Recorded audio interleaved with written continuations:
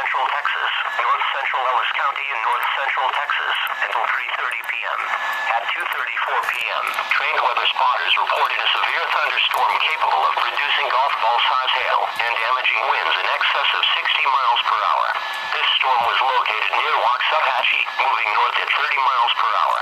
The severe thunderstorm will be near Red Oak, Oakleaf and DeVille around 2:45 p.m., Glen Heights and Ferris around 2:50 p.m., Lancaster and DeSoto around 2:55 p.m., Wilmer around 3 p.m., Hutchins around 3:05 p.m., Seagoville around 3:10 p.m. This will impact the following interstates: Interstate 35 east between mile markers 32 and 77, Interstate 20 between mile markers 454 and 474, Interstate 30 between mile markers 33 and 52, Interstate 45 between mile markers 273 and 284, Interstate 635 between mile markers 14 and 32. For your protection, move to a sturdy shelter and stay away from windows until the storm has passed.